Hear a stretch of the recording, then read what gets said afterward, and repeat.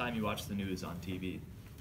Perhaps you found other ways of getting your information and entertainment, like the internet. Information is conveyed to you all every day, but how much of that has changed due to censorship? Us three have noticed how the media has been changing. We've pinpointed one thing that's made a huge contribution to it. Everything on television is censored. Content is being diminished and even biased. Politics and money run the mainstream media.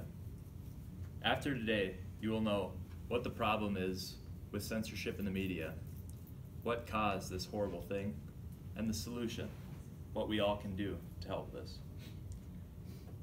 Now that you know what you'll be learning about today, we're going to move on to the main issue. The media is over-censored.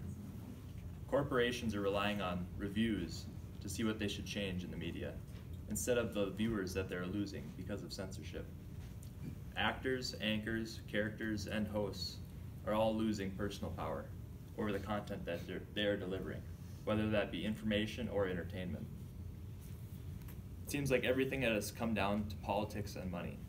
But wait, everything has come down to politics and money. Broadcasters sell commercials to make money.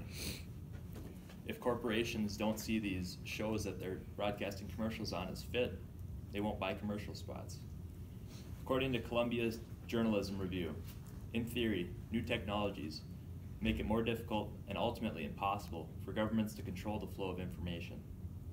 People are attracted to emotion and passion, not a puppet being regulated and controlled over censorship.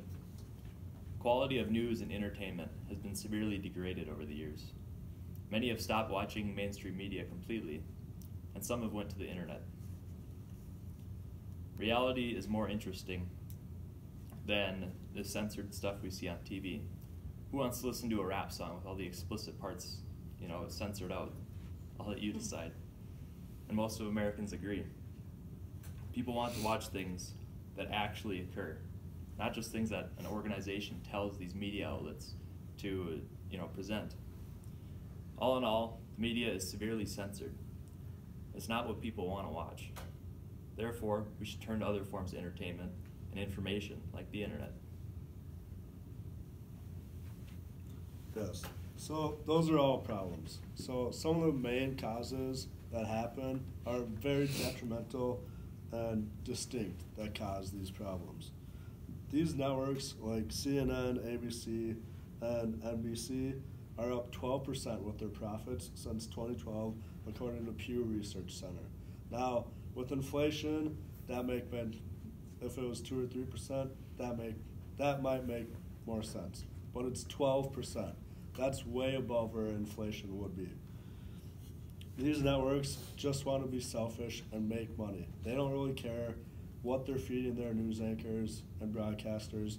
They just want big stories that are going to get people watching their shows. People watching their shows means they get better ratings. Whether it's negative reviews or positive reviews, they're still getting press about their networks. Another problem is yellow journalism. This goes way back to the beginning of the United States. According to Wikipedia, it uses eye-catching headlines to sell more newspapers. It uses exaggeration of news events and sensationalism. Many of the stories we hear about today are big, over the top. Sure, they're important. Yes, we need to hear them, but we also need to hear the smaller details and the more important details. The news anchors only show the big stuff. Does that get our attention? Yes. In politics, they show the big news about the president instead of showing his decisions behind that big decision that he made. Everything matters when it comes to politics, not just the big catchy information or big catchy headline that they're showing. But there is a solution that we can use to fix this. When it comes down to it, media outlets just need to change their ways. They need to, as Mason mentioned, not focus so much on money and give the whole story. It's not a simple solution, because that's how they make a living. That's how they stay on the network, is by appealing to people's emotions. making people hear what they want to hear, and it's just, it works to a certain extent, but it doesn't solve the big picture. So news outlets need to allow their journalists, reporters, anchors to share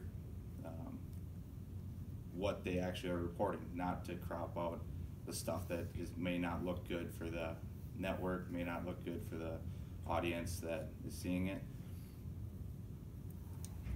And then one option that has come up in more recent years, instead of watching TV or watching news on television, on cable, on local channels, this comes down to the internet, where there's a lot of well-known reporters, a lot of well-known just people who will voice their opinions without someone above them cutting out parts and minimizing what they can say. Now, part that comes with it is, without it being checked, it may just be opinion.